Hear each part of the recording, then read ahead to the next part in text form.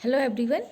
आज हम बात करेंगे क्लास 10 की एक्सरसाइज 1.1 के। हमने 3 क्वेश्चंस कर लिए थे, तो आज हम 4th क्वेश्चन की बात करेंगे। तो क्वेश्चन है, given that HCF of 306 and 657 is 9 and we have to find the LCM of these two numbers.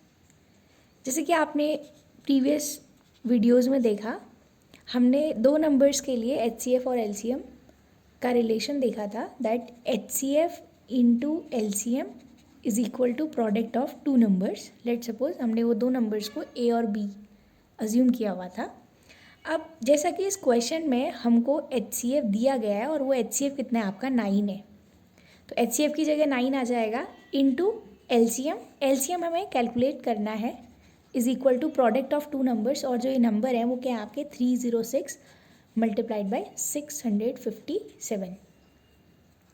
So now अगर हमें LCM कैलकुलेट करना है तो LCM इज इक्वल टू क्या होगा आपका 306 मल्टीप्लाइड बाय 657 डिवाइडेड बाय 9। 9 से कैंसिल कर देते हैं, सो 9 बन जा 9, 9 3 ज़ा 27, आपका रिमाइंडर आया 3, 36 एंड 9 4 ज़ा 36। So LCM is equal to 34 multiplied by 657। तो LCM जो होगा इन दो नंबर्स का, वो ये जो आपके दो नंबर्स आए कैंसिल करने के बाद 34 और 657 का मल्टीप्लिकेशन होगा।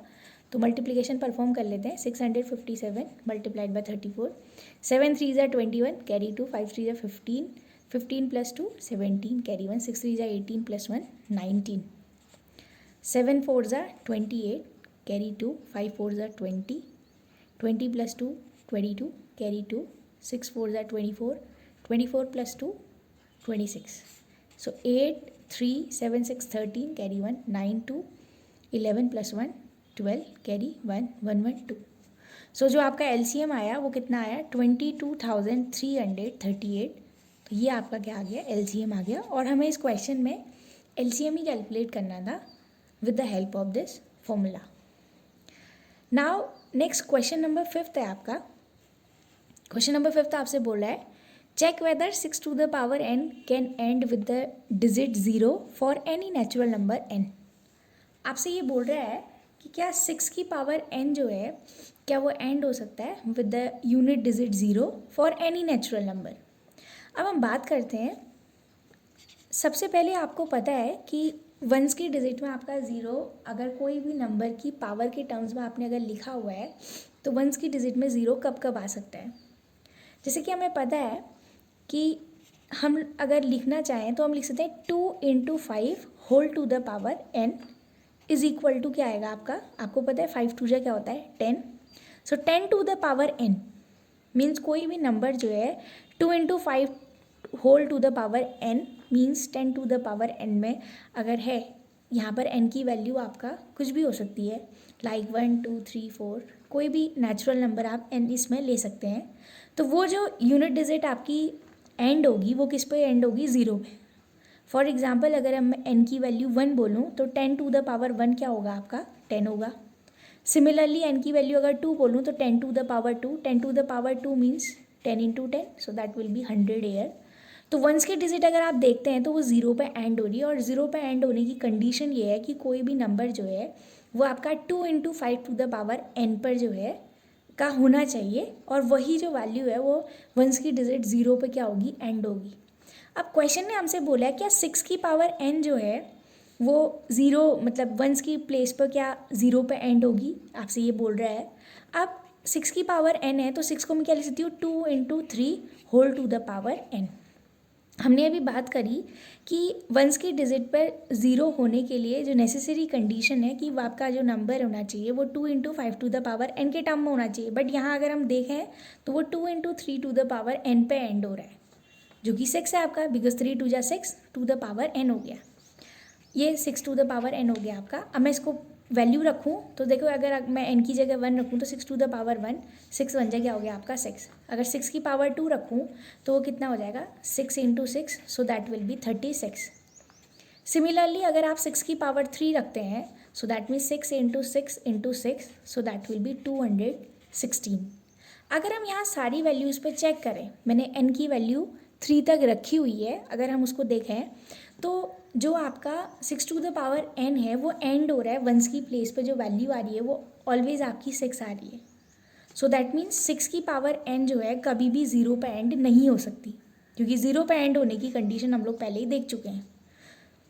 तो क्वेश्चन ने हमसे यही बोला था, check whether 6 to the power can end with the digit 0 for any natural number. So हम बोलेंगे no 6 to the power can't be end with the digit 0 for any natural number n।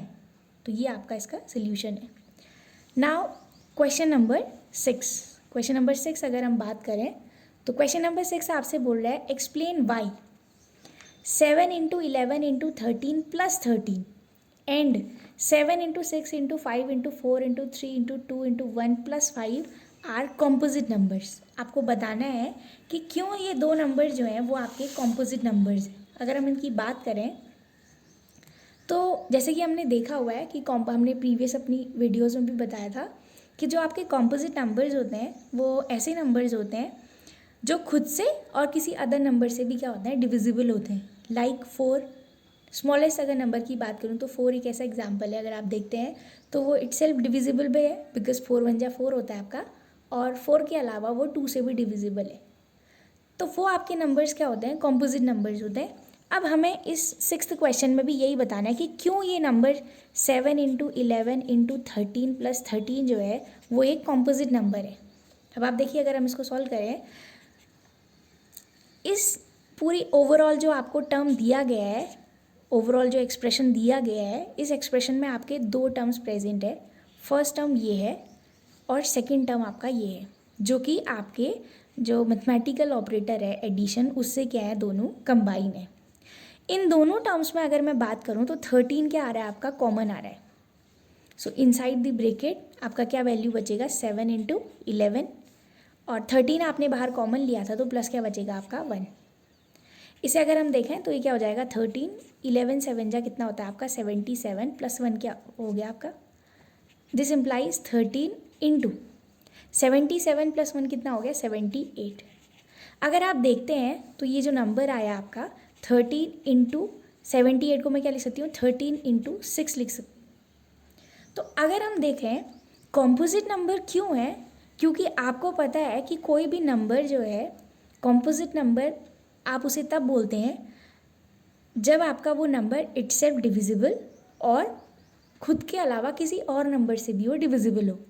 तो अगर हम इस नंबर को देखें, आप चाहें तो इसका मल्टीप्लिकेशन परफॉर्म भी कर सकते हैं। तो ये नंबर आपका जो भी रहेगा, तो ये नंबर का जो है 1 के अलावा अदर देन 1 जो है आपका फैक्टर इंक्लूडेड है। सो दैट्स वाई ये नंबर क्या होगा आपका, एक कॉम्पोजिट नंबर होगा। आप चाहें, आप देखिए इसमें ये नंबर का मल्टीप्लिकेशन आप परफॉर्म कर भी सकते हैं, जितना भी आएगा। सिंपली हम यहाँ से भी देख सकते हैं, इसके फैक्टर से भी हम बता सकते हैं कि ये नंबर का जो है फैक्टर 1 के अलावा भी है, तो इसीलिए ये क्या है, एक कॉम्पोजिट नंबर है। नाउ नेक्स्ट क्वेश्चन है आपका, इसी में सेकेंड पार्ट है आपका, 7 into 6 into 5 into 4 into 3 into 2 into 1 n plus 5। तो अगर हम देखें तो इसमें भी जो है आपके ये दो टर्म से कंबाइंड है। फर्स्ट टर्म आपका ये है जो कि मल्टीप्लिकेशन, और एडिशन ऑपरेटर से ये है प्लस 5 है। इन दोनों टर्म्स में अगर मैं बात करूँ तो 5 क्या आ रहा है आपका, कॉमन आ रहा है। सो inside the bracket 7 into 6 into 4 into 3 into 2 into 1 plus, क्योंकि 5 आपने बाहर कॉमन ले लिया, 1 हो जाएगा आपका। आप ब्रैकेट में इन्हें मल्टीप्लाई कर सकते हैं, 7 6 जा 42 इंटू 4 3 जा 12 12 2 जा 24 प्लस 1। दिस इम्प्लाइज आप दोनों को मल्टीप्लाई परफॉर्म करेंगे, 42 इंटू 24 अगर, तो 42 2 जा 84 एंड 4 2 जा 8 4 4 जा 16, 8 6 4 10 carry 1 8 plus 1 9 plus 1 10 1008। So 5 into 1008 and ये क्या आ गया आपका प्लस 1। तो ये क्या हो गया आपका 5 इंटू 1009। तो अगर आप इसे देखते हैं तो ये नंबर का 1 के अलावा भी आपका फैक्टर्स इसमें इंक्लूडेड है। 5 इंटू 1009 लिखा आपने, तो ये अगर हम देखें तो इसमें जो है 1 के अलावा भी आपके फैक्टर्स हैं, तो इसीलिए ये क्या होगा, एक कॉम्पोजिट नंबर होगा। और यही हमें क्वेश्चन में बताना था कि क्यों ये दो नंबर्स जो है आपके कॉम्पोजिट नंबर है. सो reason is that. Now question number 7 आपसे बोल रहा है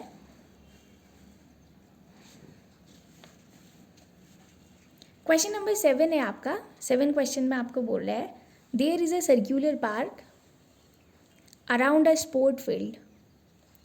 Sonia takes 18 minutes to drive one round of the field, while Ravi takes 12 minutes for the same. Suppose they both start at the same point and same time and go in same direction. So after how many minutes will they meet again at the starting point? कि कितने time बाद जो है वो दोनों अपने starting point पे मिलेंगे.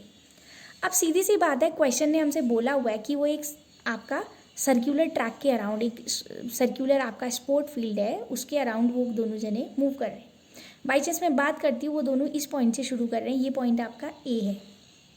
इस पॉइंट से अगर वो शुरू कर रहे हैं और दोनों एक ही डायरेक्शन में जा रहे हैं तो मैंने बोल दिया क्लॉकवाइज सेंस में जा रहे हैं.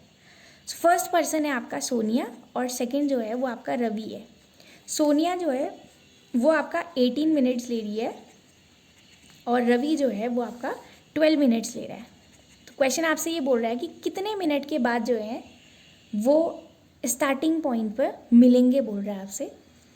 तो आपको पता है कि अगर आपको कभी भी किसी क्वेश्चन में ये बताना हो कि कोई भी दो चीज़ जो है कितने टाइम इंटरवल के बाद जो है उस सेम पॉइंट पर पहुंचेंगी, तो हमें बताना है कि वो कितने टाइम बाद मिलेंगे.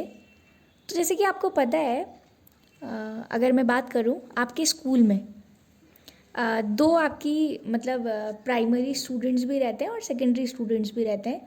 तो आपने देखा होगा कि प्राइमरी स्टूडेंट्स का जो मतलब जो आप उनकी क्लास का जो टाइम पीरियड रहता है कोई भी एक पर्टिकुलर सब्जेक्ट का, तो वो आपके कंपैरेटिवली कम रहता है.